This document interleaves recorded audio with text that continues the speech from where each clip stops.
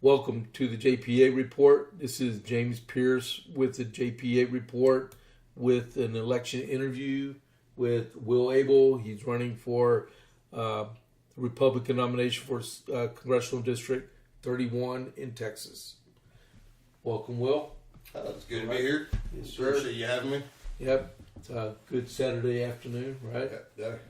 And so we have a few questions here. Before I begin, like I tell everyone I interview, you haven't paid me anything. I haven't paid you anything for this interview. And we actually invite everyone to come for these interviews to keep it fair and square across the board. All right? It's a matter of transparency. Yep. All right. All right. So, you ready? Yeah.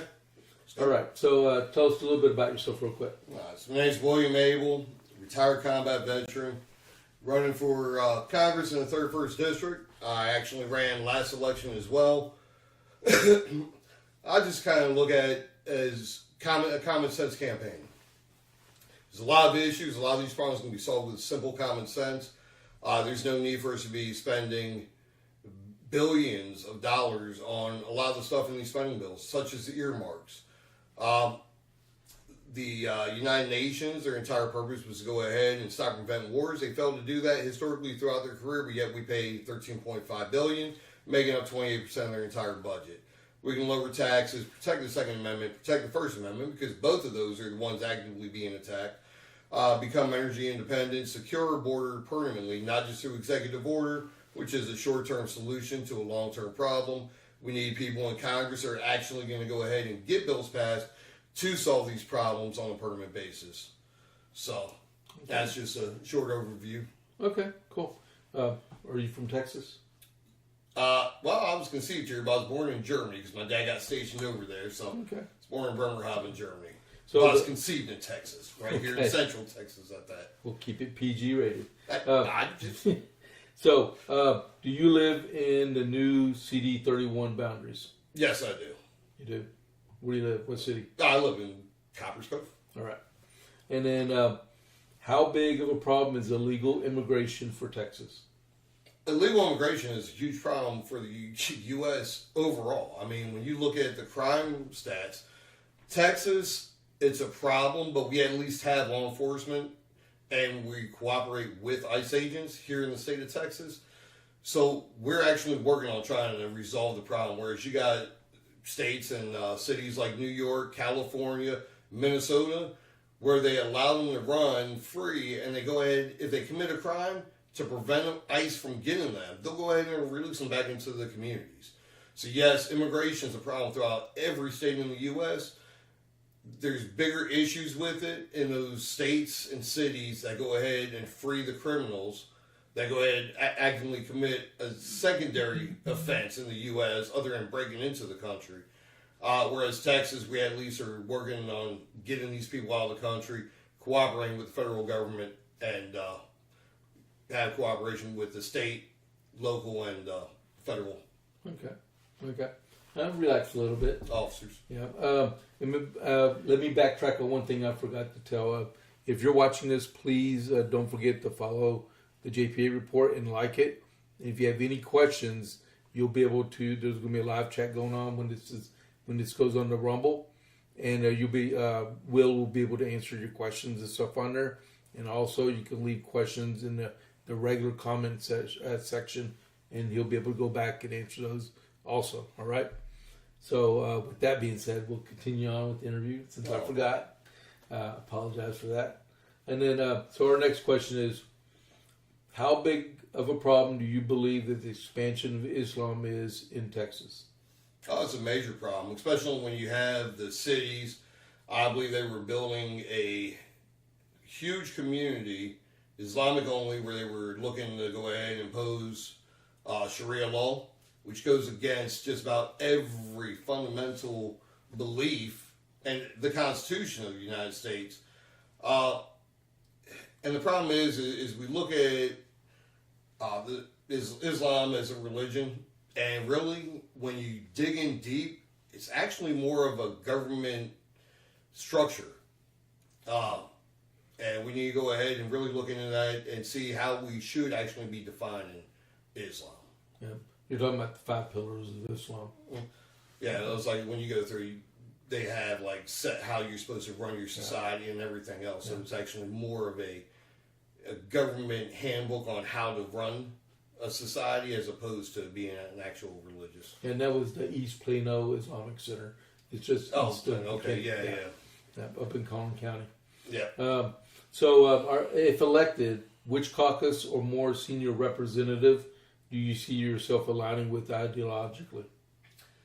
I find myself aligning more with the Freedom Caucus as their mission statement states. The problem I have is a lot of these representatives will say one thing, do the exact opposite. So a broken clock's right twice a day. Well, most of these members of Congress, I don't even know if they're right twice a day. But they'll do some good things, but then they'll do a bunch of stuff that I disagree with.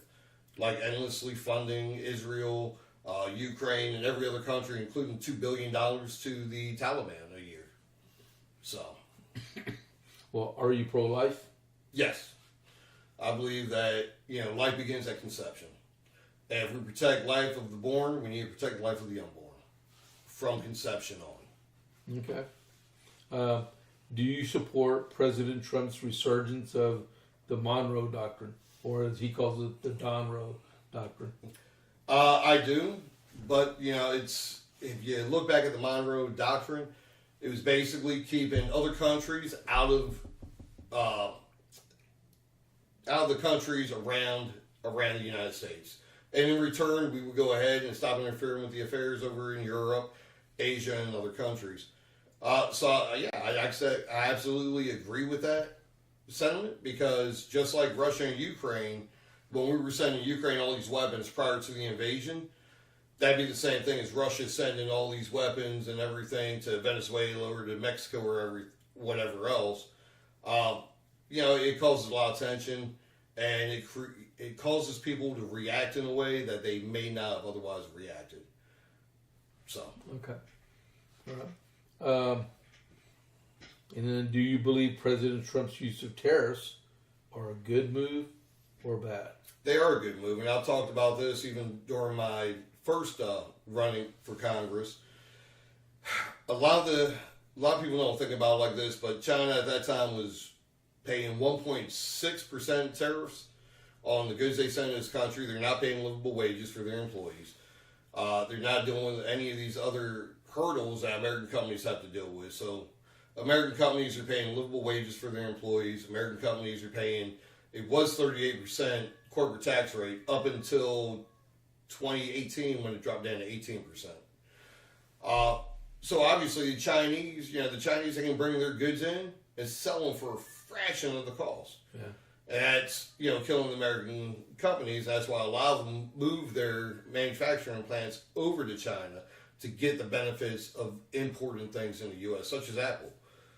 All your Apple products, your iPhones and iWatches and iPods or whatever else they got, they're all made in China and shipped over here, and they pay the 1.6% tariff, and they make a killing on it. Yeah. We pay dearly in the long run. Yes, sir.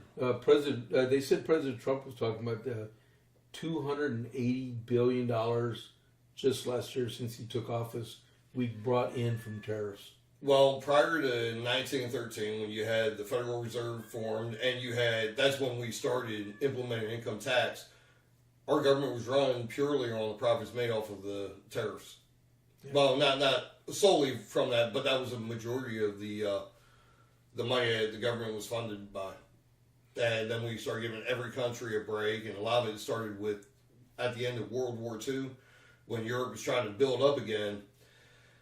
The United States lowered tariffs on any goods they had. We went ahead. That's when NATO was formed, and kind of helped them so we could take the brunt of the military defense over in Europe for the NATO membership, so they could rebuild their economies, rebuild their military and everything. Unfortunately, a lot of these European nations took advantage of that, and a lot of the American presidents and members of Congress have decided to just let it slide. And it's time that, these countries start paying their fair share. Okay. I think I know where this was going to go. just from hearing from you the last few minutes, but do we need a balanced budget amendment and why? Yeah, absolutely. It's a shame that we need a balanced budget amendment because that should be what Congress is doing already. But all too often, I mean, we've seen just over the last year with Doge, love him or hate him, Rand Paul, he puts out his Festivus report, listing a bunch of fraud in the government. And then just other things that have been exposed, like the fraud in Minnesota and everything. And the problem I have with it is this.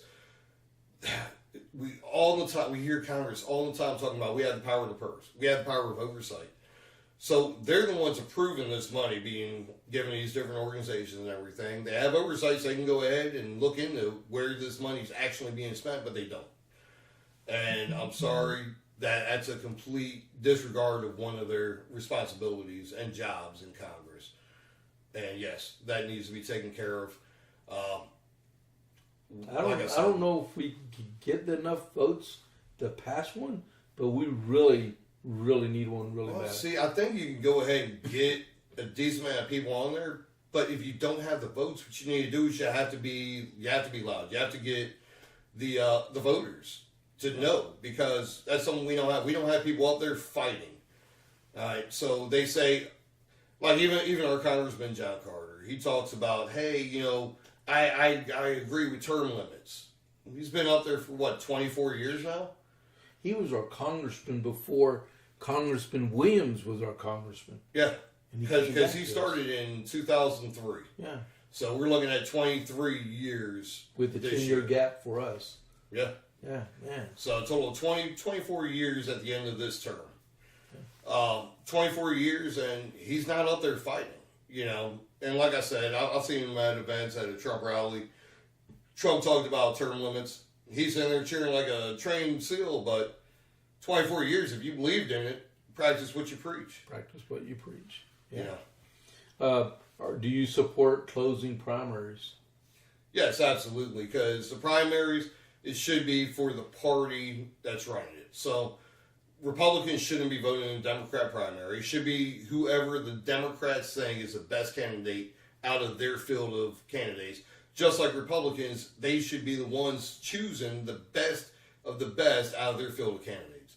And we shouldn't have interference, because at the end of the day, like this district is majority Republicans, majority conservative district.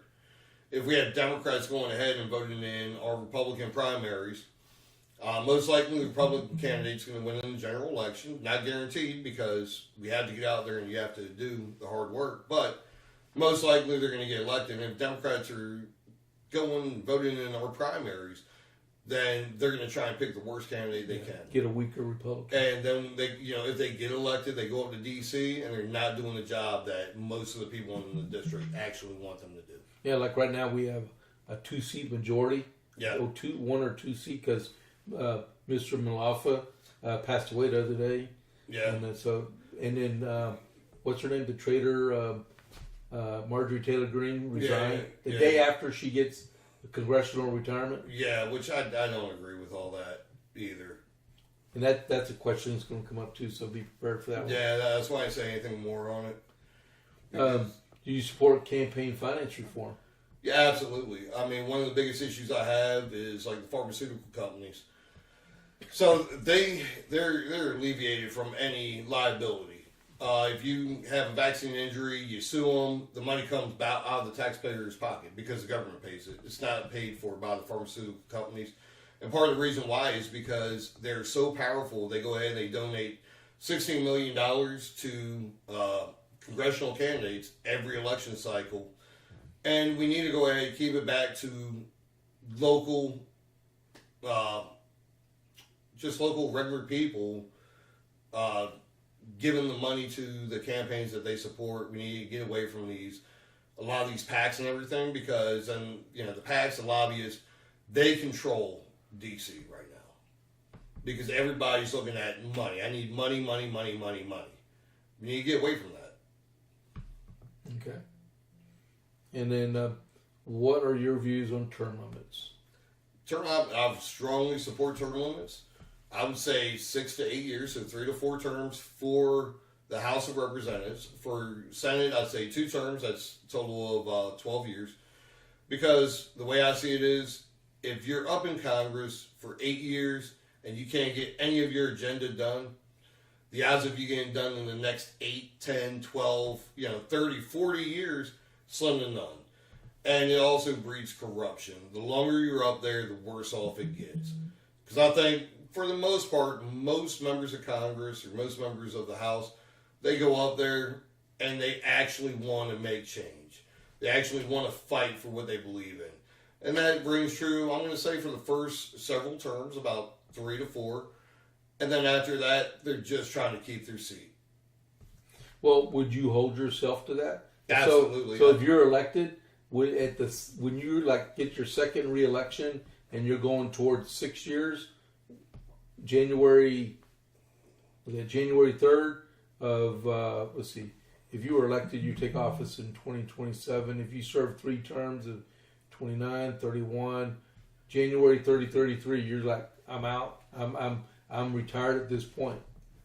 Well, I wouldn't even. Or would you run for a 4th term? I wouldn't even go ahead and retire, because any retirement benefits from serving, I just don't believe in that kind of stuff, because realistically, it's a civil duty, right?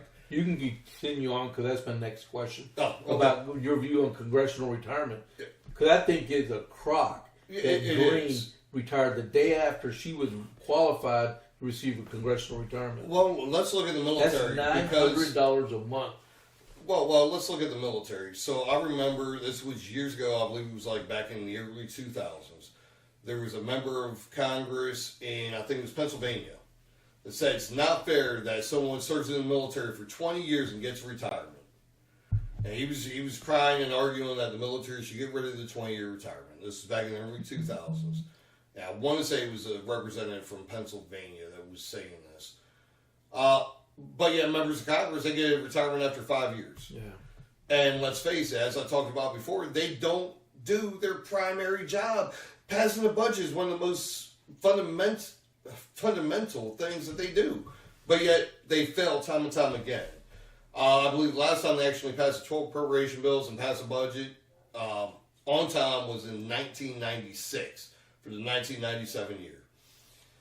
Since then, it's pretty much been omnibus bills. And the reason they do that is because they can slide all kinds of special interest crap deep inside the bill, because those bills are about 4,000 pages long.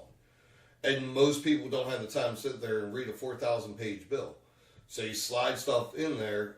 Then they also love the earmarks. And all it takes is one sentence. Yep, exactly. It's amazing how they can do that. They can take one sentence and throw in some stuff that no one else would want in there. But for every other bill, it's got to be like 500 pages, 750 pages. One sentence costs you like $15 million. Yeah, well, and that's another thing. It's like, I'd want to go to single issue bills, because a lot of times you'll have a bill for veterans, veterans health or something.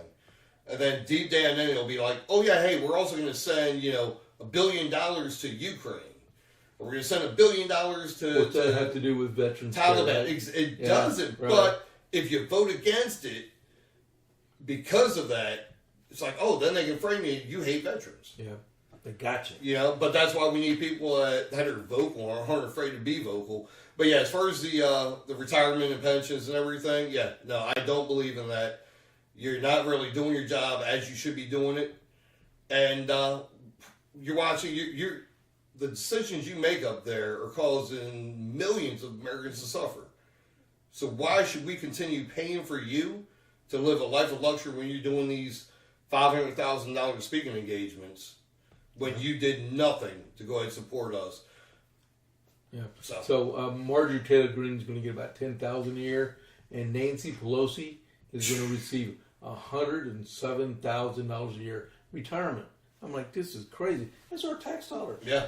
And it's not supposed to be a career. It's supposed to be a service. Exactly. You were just saying that. Man. Yeah, it's not a career field. If you turn it into a career field, then you just don't understand. Well, what we did was a career. Yeah. What we did was a career. We put our life on the line for it. Because if y'all didn't know, he's a veteran also. Well, and it's like, at the end of the day, most people that serve 20 years in the military, they're not coming out unscarred. So there's a lot of health issues and everything in the VA. That's a whole different topic. A whole different world. But that could have been, what is the one thing you would have changed? Yeah. If you, Well, yeah. Wasteful spending. Yes. Oh, yeah. Because you can go ahead and incorporate all kinds of stuff into that. Did we miss that? I think we question? did, because I don't remember answering that one. Man, where was that on here? Oh, no, we're almost to it. Oh, That's okay. the next question. Okay, Yeah. well, okay. If you were, here, scoot in just a little bit. If you were king for a day and you could make a policy happen or repeal, what one policy issue would you choose? So I would go ahead and be the wasteful spending. Go ahead and eliminate a lot of the wasteful spending. That includes the United Nations, like I talked about before, $13.5 billion a year. I believe it was in 2023, we gave them $18 billion. Department of Education and their budget of roughly about $300 billion a year. You got the earmarks, which included things in the past such as $3.6 million for Michelle Obama hiking trail. You had $3 million for LGBTQ museum in New York City, and then $2 million for Great Blacks and Wax Museum in Baltimore City. Now, if the states individually want to fund and private funding, that's fine, but that should not be coming from federal tax dollars. There was also, I believe, $1.9 billion for gender advisory programs under the defense portion of the budget of the omnibus bill in 2023.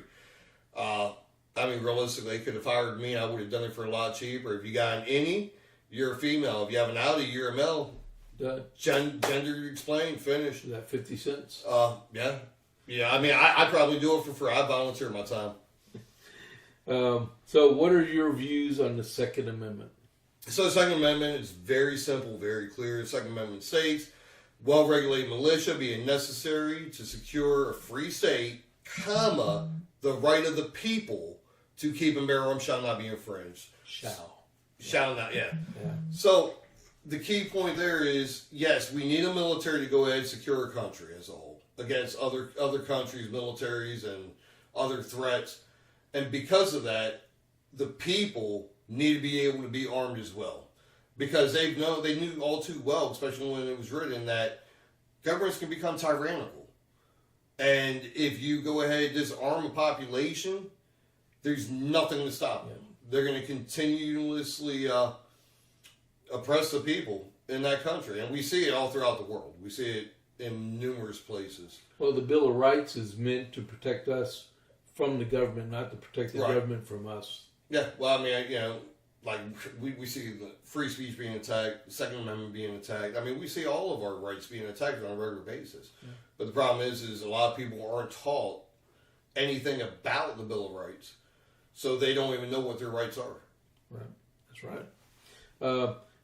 Do you believe Speaker Johnson is the best man for the job? I don't believe he's the best man for the job. I don't believe he's the worst man for the job either. With Speaker Johnson, he tries playing middle road and appeasing everybody way too much. And in the long run, he appeases nobody.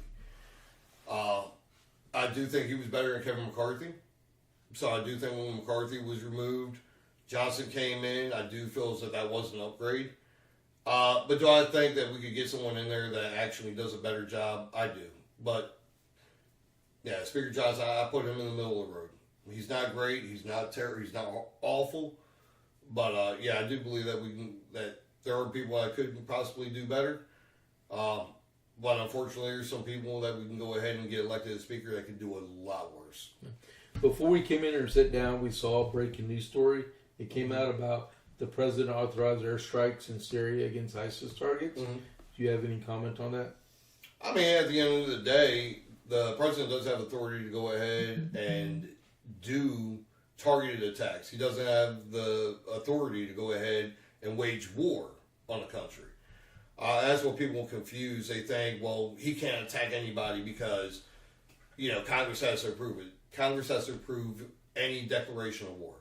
So if we decide to go to war with Syria, then yes, he'd need Congress's approval.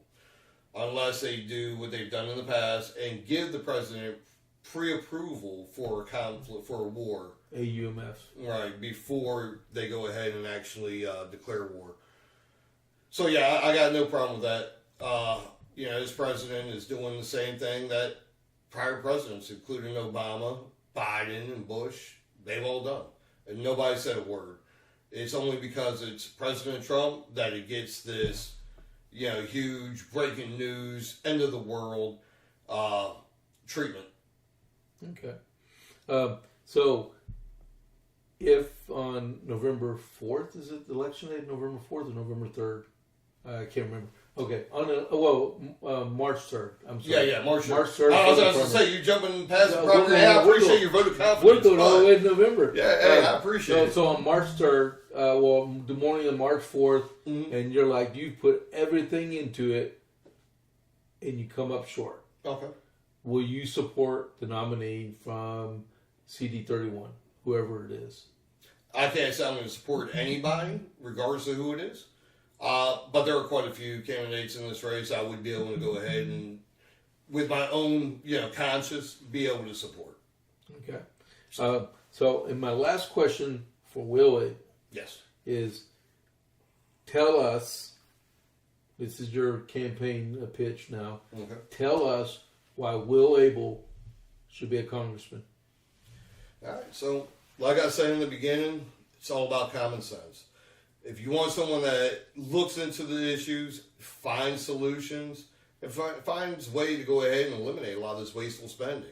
If you want someone who's not afraid to go ahead and speak out against people, whether it's in the Republican Party and obviously the Democrat Party, because I've failed to really see too many Democrats in my lifetime that I could honestly say had the best interests of the United States at heart, then I'm your guy. It's like I'll speak out against Republicans all day long if they're not doing what they should be doing. And I'll 100% speak out against Democrats that do the same thing. The only people that can keep this country running the way it's supposed to be running is we the people. And we need to go ahead and start bringing some common sense into D.C. Energy independence, I've talked to multiple people about this. It's like we have more recoverable oil than any other country in the world, including Russia, which has the second most. We have about 9 trillion barrels more than they do. So why aren't we getting oil here? Instead, they say, no, it's not environmentally friendly, so we have Saudi Arabia go ahead and sell us their oil, and they ship it over here on these diesel tankers. So if you're really concerned about the environment, the most environmentally friendly way to do it would be, 1, to get the oil here, but 2, do research into nuclear energy. That's the cleanest, most efficient energy that we have available today. We actually get 9% of the energy from nuclear, or you can get 90% of the energy, and then 10% of it's a loss. Whereas oil, fuel, or coal, you're getting about, I believe it was 40%, and solar and wind, you're looking at about 30 to 20%. But also got plans to address issues with the droughts that we face here in Texas all the time. We can build a pipeline from the East Coast to the West Coast, have it branch off in one central location in each state. Then the state would be responsible getting out to the counties within that state. Get filters, because when we were dealing with the drought in 2023, when we had 100 plus days of 100 plus weather, we had states out there on the East Coast that had an abundance of water. So why don't we go ahead and get some kind of system? We got the oil pipelines all throughout the U.S. We can do something with the water. It won't happen overnight, but something we start looking into to solve the issue of drought in the future. And I got all kinds of plans like this. You can visit my website at www.abelforcongress.com. That's Abel, A-B-E-L, just like Abel and Cain. The number 4, congress.com. And then you can go to my Facebook page, William Abel for Congress, TX31. Send me a message, or you can even call me. My phone number is 512-566-6866. I'll be more than happy to answer any questions you have. So. All right. Well, thank you very much for sitting down with us for a few minutes this afternoon. Hopefully it wasn't too painful, or maybe it was painful, which would be good. A little warm with the lights on, but other than that, not too bad. But I appreciate you having me on. Yes, I appreciate the invite. Let me get us done here, and then you could stay there if you wanted. Okay, so welcome. Thank you very much for tuning in and listening to Will Abel and this interview that we had. We'll have more coming on. But don't forget, if you're not a follower of this podcast, the JP8 Report, just click that follow button, and then next to it, give us a like with that thumbs up, and please share it. And this, it's about 30 minutes long, so it didn't take too much of your time out. So I hope everybody has a nice evening. Thank you very much for tuning in. This is James Pierce with the JP8 Report. I'll catch you on the flip side. I'm out.